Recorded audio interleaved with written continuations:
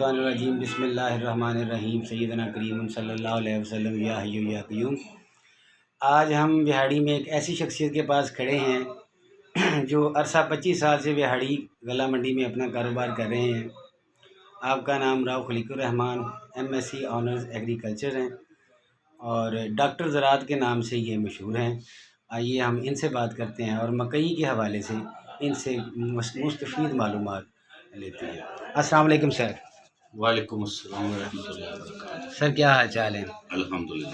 Sir ये आजकल time है मकई की काश्त का, तो आपके पास आने का जो मेरा मकसद है वो ये है कि ज़िम्मेदार के लिए आपके पास क्या पैगाम है कि आजकल मकई कैसे काश्त करनी चाहिए और किस तरह की मकई जो है वो बीज जो हैं वो कुछ पीले किस्म के हैं, कुछ जो हैं वो ज़्यादा लाल रंग की वैरायटियां हैं और कुछ वैरायटियां जो हैं वो 110 दिन में पक कर तैयार होती हैं, कुछ 90 दिन में।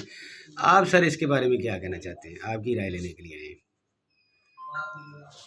इसमें जो वैरायटीज़ का पकने का ना ये ड्यूरेशन, वो इसका डिग्री डेज पे है कि जितने जब वो मुकम्मल होती है तो वो उसमें ये 100 से लेके 120 दिन लग जाते हैं। ठीक है। और अगर ठंड हो जाए तो इससे और 10 दिन आगे चले जाते हैं। ठीक है। और जब तक पौधे में जान है, थोड़ी सी भी जान है जी, थोड़ा सा हरा है और छल्ली उसके साथ अटैच है जी, उस वक्त तक वो खुराक लेता है और दाने का साइज बढ़ता रहता है। ठीक है। इसलिए जिम्मेदारों को मेरा मशवरा ये है कि कभी कच्ची छल्ली ना तोड़े। ठीक है। और जो छल्ली अभी जिसकी काश्त ये 1 अगस्त को कर रहे हैं, जी, इसके दिन जाके मुकम्मल होते हैं दिसंबर में। जी, ठीक है, लेकिन मैं मशवरा दूंगा कि अगर आप इसको जनवरी में इसकी छलियाँ तोड़ेंगे ना जी, तो इसकी पैदावार आप 110, 15, 20 मन तक ले जाएंगे। और अगर आप इसकी छल्ली तोड़ेंगे दिसंबर में ये 90, 95 मन पर रुक जाएगी। अगर इसी की छल्ली आप तोड़ेंगे नवंबर में गंदम काश्त करने के लिए तो 50, 55, 60 मन निकलेगी। ये इसलिए मेरा मशवरा ये है कि आप फसल को आखिर तक जब तक छल्ली पक के लटक ना जाए, पौधा खुश्क ना हो जाए, तो उस वक्त इसकी तोड़ाई ना हो। अच्छा राव साहब, आपको डॉक्टर ज़रात कहा जाता है, काइंडली आप इस बात पे रोशनी डालें कि फास्फोरस की खादें जो हैं वो मकई में कब डालनी चाहिए? इसमें जो जैसा आपने मुझे कहा है, देखिए मैंने सन 88 से मैं शोबे से मुंसलिक हूँ। माशाल्लाह। यूनिवर्सिटी से फारिग तालीम हासिल करने के बाद मैं सन 88 से शोबे में हूँ। जी। अच्छा, तो इसमें फास्फोरस का जो किरदार है ना वो है नीचे ज़मीन में।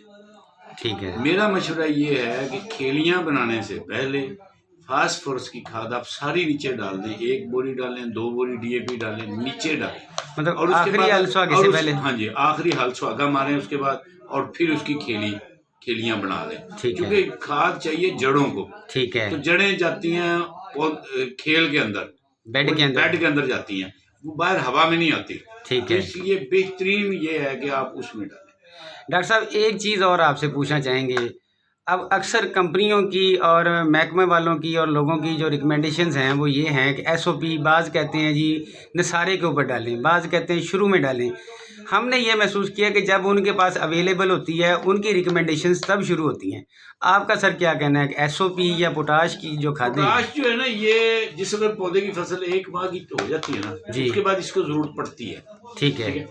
जो हम जाके डालते हैं ना छल्ली के वक्त जी, उस वक्त पौधा अपनी पैदावारी सलाहियत का फैसला कर चुका होता है। ठीक है। उस वक्त फिर उसने खुरना है, पौधे के अंदर जज़ब होना है, जड़ों में जाना है, जड़ों से वो बनती बनती उसने पौधे तक पहुंच के फिर उसने उस दाने तक पहुंचना है। ठीक है। उसमें फिर वो आपके पास इतना टाइम नहीं होता कि वो जितनी खाद हमने डाली है ठीक कि है, वो सारी ऊपर तक पहुंच जाए। ठीक है। तो उसके लिए ज़रूरी है कि आप जब पौधा 1 महीने की काश्त हो जाएगा जी, या आप कह लेंगे 8-9 इंच की फसल 10 इंच की हो जाए तो पोटाश की खाद डाल देनी चाहिए। बड़ी मेहरबानी। डॉक्टर साहब बीज के हवाले से आप क्या रिकमेंड करना चाहेंगे? आजकल मानसेंटो, पायनियर, ICI, सोनी धरती और बाकी जेनेरिक कंपनियां हैं, मौसमी बीज है, आप क्या रिकमेंड करते हैं कौन सा बीज लगाना चाहिए?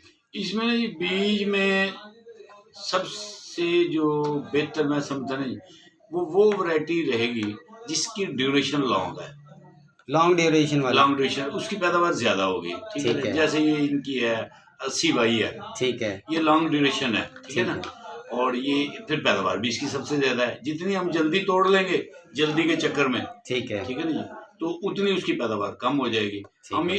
दूसरा हम ये देखते हैं कि भी ये खुश्क जल्दी होती है, जैसे कासी 48 है, वो कोई इससे कोई फर्क नहीं पड़ता। 5 दिन बाद 10 दिन बाद जब वो छल्ली अगर पूरी पका के तोड़ेंगे ना जी फिर वो खुश्क जल्दी होती है। जब हम कच्ची तुड़ाई करते हैं नवंबर में जी फिर वो खुश्क नहीं होती, फिर वो बड़ी लेट खुश्क होती है। फिर हम जल्दबाजी में उसका मॉइस्चर 23, 24, 22 होता है, जी फिर हम बेचते हैं, फिर वो 1400 रुपए की 1300 रुपए की बेचते हैं। ठीक है फिर उसकी एवरेज भी कम है, कीमत भी कम है। ठीक है इस तरह जिम्मेदार को दोहरा नुकसान होता है। जब आपने एक फसल काश्त की है मकई की तो आप उसका पूरा टाइम दें उसको। ठीक जिस है तरह कपास है, अगर कपास की फसल लोग अगर कोई अब तलफ कर दे 9वें महीने में 10वें में कि मैंने गंदम लगानी तो उसकी पैदावार कम होगी। मेरा मशवरा ये है कि कपास को आप जनवरी तक इसकी चुनाई करें, इसको अक्टूबर तक, पूरा अक्टूबर इसको आप खाद डालें, नवंबर तक इसके पे स्प्रे करें ठीक है और इसको जनवरी तक इसकी चुनाई करें। ठीक फिर है ये आपकी पैदावार जो है ना ये 90-100 मन पे चली जाएगी। ठीक उससे पहले आप खत्म करेंगे तो उतनी जल्दी खत्म हो जाएगी ये। और जो मकई है, मकई के बाद कोई गंदम काश्त नहीं करनी चाहिए, ना होती है, नुकसान करेंगे आप। तो ठीक है उसके लिए दोहरी फसल के चक्कर में दोनों से जाते हैं। अच्छा, दोहरी करनी नहीं है, आप ये कर लें। हाँ, इसके नीचे आपकी दोहरी हो जाएगी ना, मकई के नीचे आगे फरवरी में आप मकई काश्त कर लें जनवरी में, ठीक है या मकई के बाद फरवरी में बेहतरीन जो फसल है वो कपास की है, क्या बगेती कपास, उसके नीचे काश्त कर लें, आपकी 2 फसलें हो गई। ठीक हो गई। डॉक्टर साहब अल्लाह ताला आपको खुश रखे। आमीन। मज़ीद इस तरह की वीडियोज़ के लिए हम आपसे सर रब्ता कर सकते हैं? हाँ जी, बड़ी मेहरबानी सर, जज़ाकल्लाह।